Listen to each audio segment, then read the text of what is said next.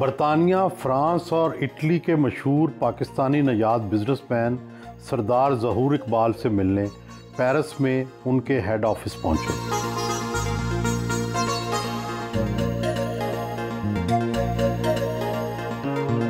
Paris के ware house का दौरा किया।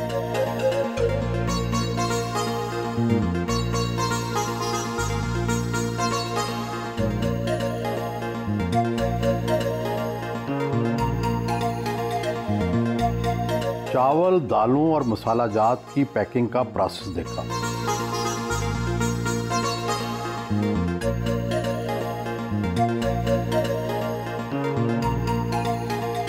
फतेह जंग जिला अटक का सरदार ज़हूर, जो कि बहुत ज़्यादा पढ़ा लिखा भी नहीं था, वो कैसे फ्रांस पहुंचा? सिर्फ मिडिल क्लास नहीं बल्कि हम एक देहात में रहते थे। बस कुछ ऐसी एक फैमिली थी जिनकी बदौलत मुझे यहाँ पे आने का चांस मिला।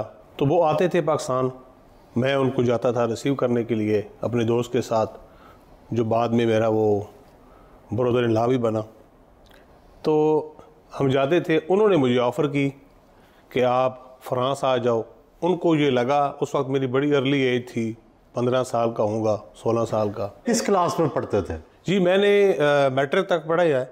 अच्छा, उसके बाद नहीं पढ़ा? उसके बाद नहीं। फिर मैं बड़ी अर्ली एज में मैंने यानी कि जो बिज़नेस हमारा है उसकी उस वक्त मैंने बुनियाद रखी थी। पाकिस्तान से मेरी 14-15 साल उम्र थी जब मैंने पहली किराने की शॉप फतेह जंग में बनाई। डंकी लगाकर यहाँ पहुंचे या बाकायदा वीज़ा लगवाया? मैं जी वहाँ पे फर्स्ट टाइम जब आया तो मेरे पास फ्रांस का 3 दिन का वीज़ा था। तो उसमें एक बड़ी इंटरेस्टिंग स्टोरी है कि जब मुझे इन्होंने ऑफ़र की तो उस वक्त पासपोर्ट बड़ी मुश्किल से बनते थे।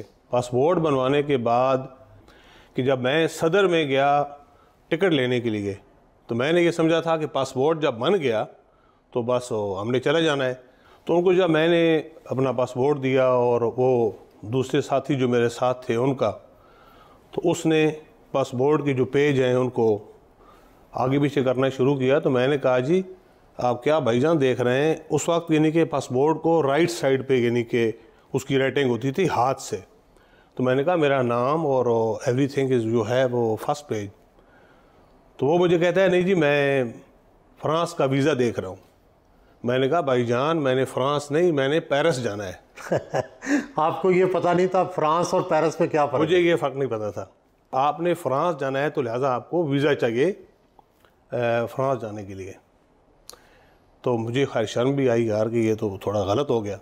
बहरहाल मैंने उसका शुक्रिया अदा किया। मैंने कहा फिर अभी कैसे होगा, किस तरह करना है? शॉर्ट स्टोरी के उसने कहा कि आप एम्बेसी जाएं। हम एम्बेसी गए।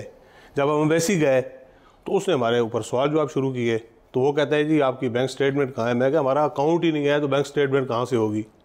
दोस्तों की मालूमात के बाद हमें वो एक बंदा मिला जिसने हमें वो फैसिलिटेट किया और उसने वीज़ा लगवा कर दिया।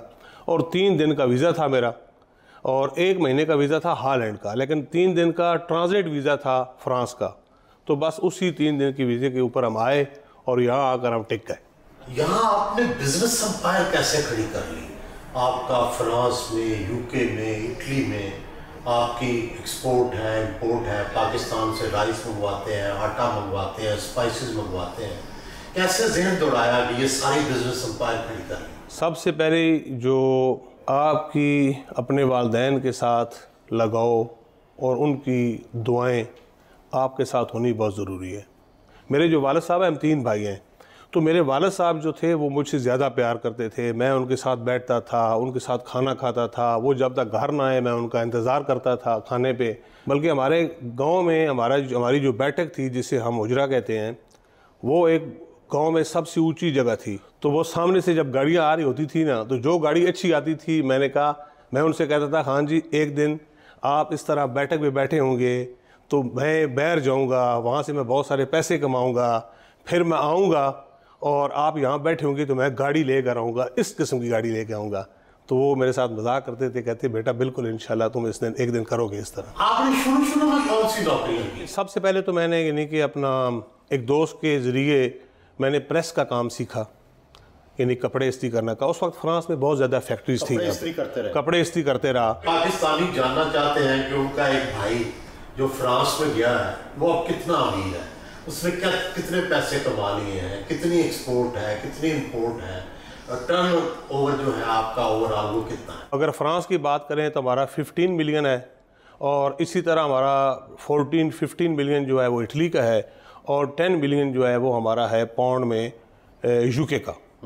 तो ये क्योंकि एक ही ग्रुप है, इन सब को अगर आप मिलाएं तो हमारी 45-50 मिलियन जो है वो हमारी टर्नओवर है इन यूरो। आपने पाकिस्तान में एक हाउसिंग स्कीम भी तो शुरू कर रखी है। फतेह जंग में ही शमा रॉयल सिटी के नाम से शुरू की, और उसके ऊपर हम काम कर रहे हैं। उसका मेन मकसद जो था मेरा, वो शुरू करने का ये था कि मैं अपने इलाके में एक ऐसा काम करूं, जो हमारे इलाके के बहुत सारे लोग हैं जो माशाल्लाह वेल सेट हैं, बहुत पैसे वाले हैं, वो बैरियर टाउन और DHA और गुलबर्ग ग्रीन ऐसी जगहों पे जाकर रहते हैं, इस्लामाबाद भी रहते हैं।